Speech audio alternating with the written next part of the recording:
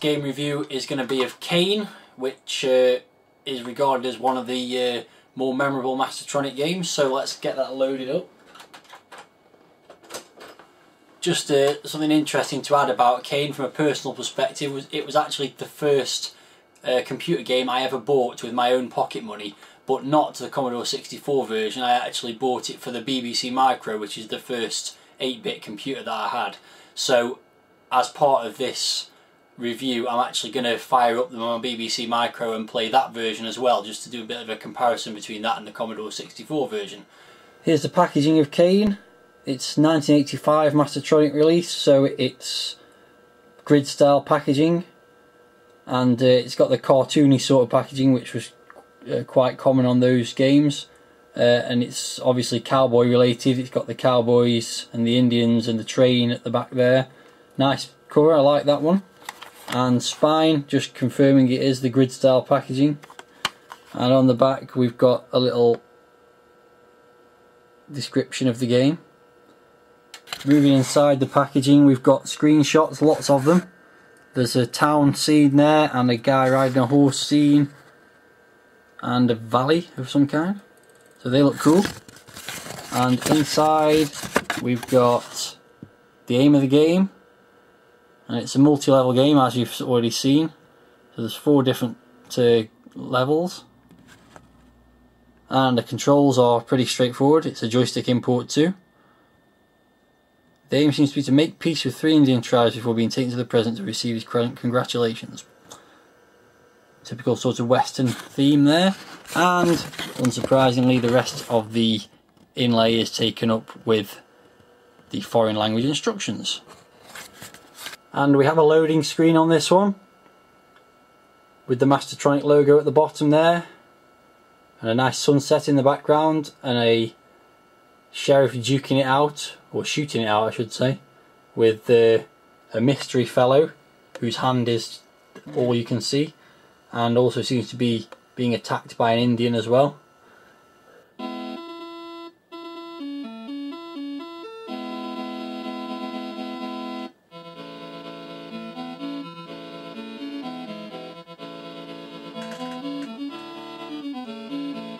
So Kane opens up with a decent rendition of the William Tell Overture.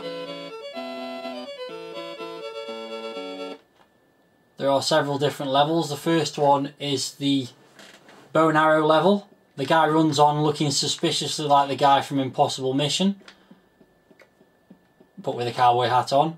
And the idea of this level, with the Indian beat going in the background, is to shoot the birds and trade them for extra lives with the Indians. So far I'm not doing very well at that, as you can see. It is easy to shoot them the closer you get to the screen, although I haven't shot a single one yet.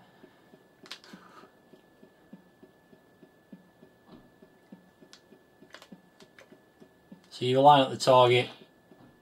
Got one at last. There you go, and they fall out of the sky. I'm on a roll now. The key is really to line the target up a little bit ahead of the bird so that it flies into the path of the arrow. There you go, I've won 1 extra life. That's just shown up at the bottom of the screen. Oh, for God's sake, come on. There we go. Making some progress now.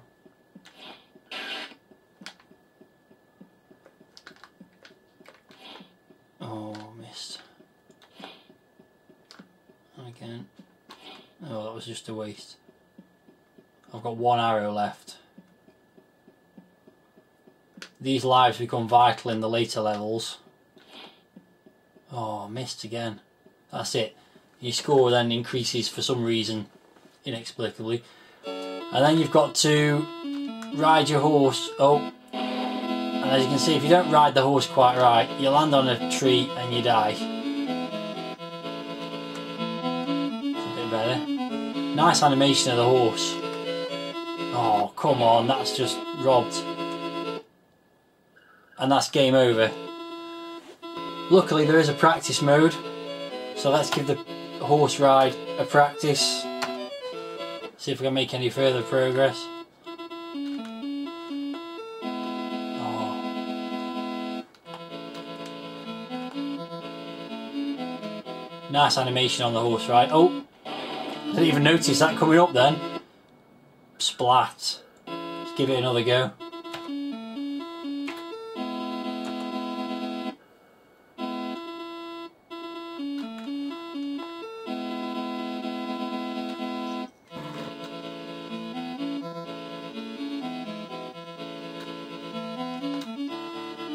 That was close. Oh god. Bit trigger happy with the fire button there. One more try. As you can see, the horse ride is particularly difficult.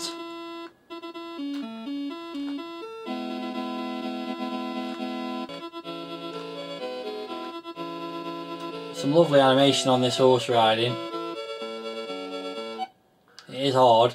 So when you get past the horse riding, at last he runs on, impossible mission style, and the next challenge is to try and shoot the bad guys that are popping out from behind in various places. Got one there.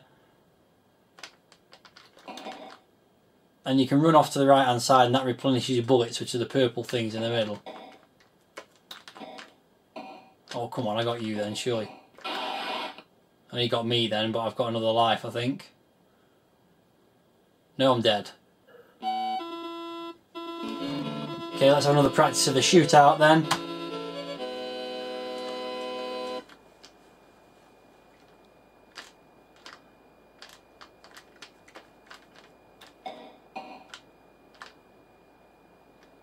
It's basically just run back and forwards. Got him.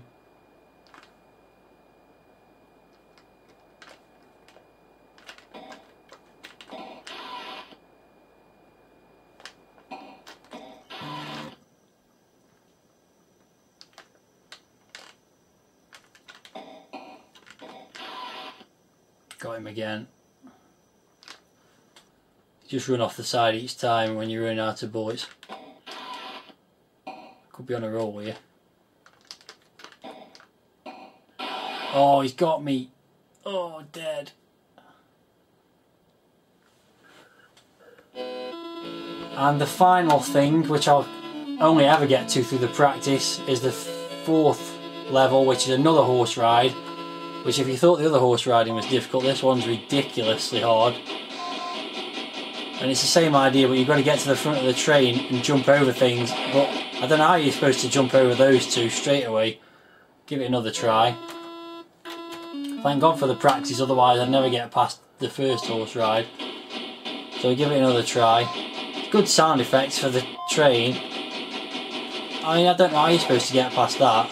Unless you're supposed to land just in between the two. Give it another go. One more try.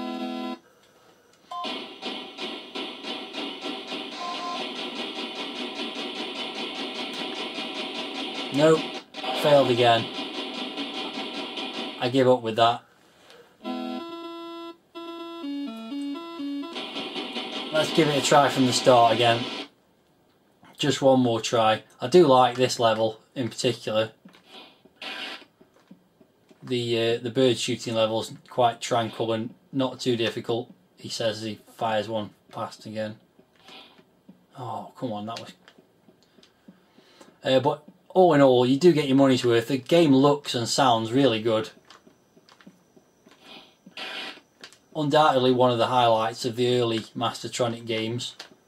Despite the rather tricky difficulty level of most of the levels, which you could say was a challenge and again got your money's worth. But in terms of the way it looks and the way it sounds, it's fantastic. And you do get lots of variety with these multi-event sort of levels as well. Different things to do in each one.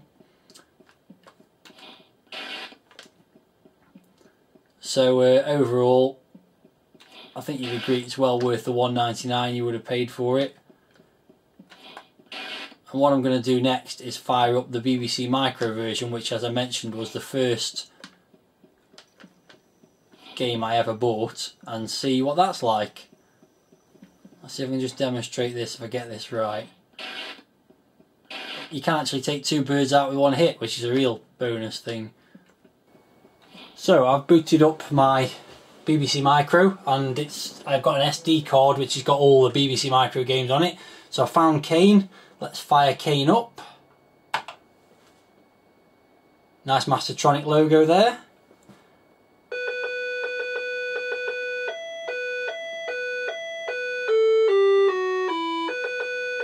So there's that version of the William Tell Overture, not quite as tuneful as the Sid version, as you might expect. So let's start the game up. I'm playing it on the keyboard. Our hero now looks more like a man in a bowler hat, more like Mr. Ben, if you remember him, from the old kids TV show. But we have the bird shooting game, and I'm shooting a bird.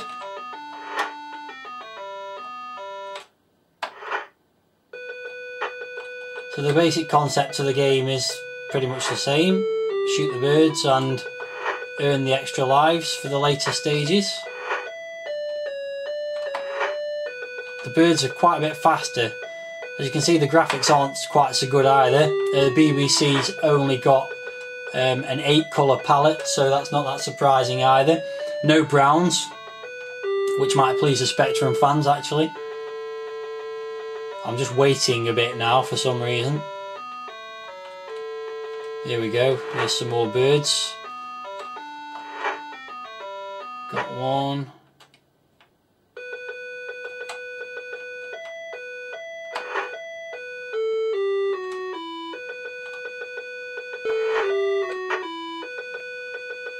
Doing quite well on the bird shooting on this one.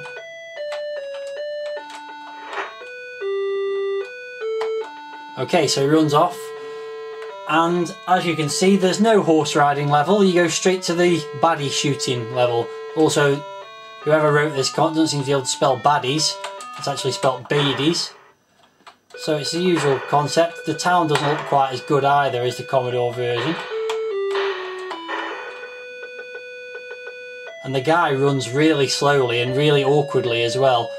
No similarity to the Impossible Mission guy on this one, but the concept's the same. You run off the side and get your replenish your bullets.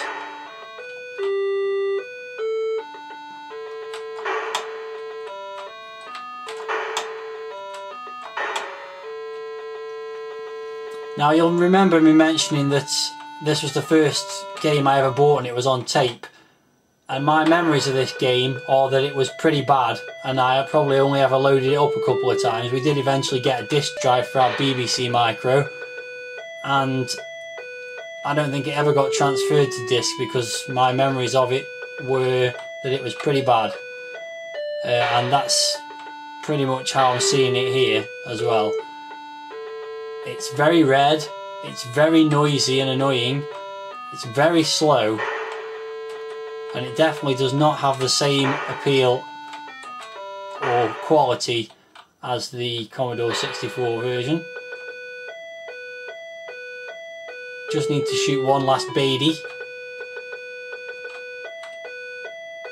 Out you come, badie. And he runs off the screen.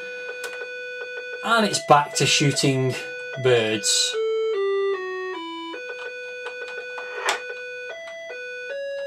So, there were some good games on the BBC Micro. I do have fond memories of playing games on the BBC Micro, but this was definitely not one of them. And the Commodore 64 version, vastly superior. So we'll end it there.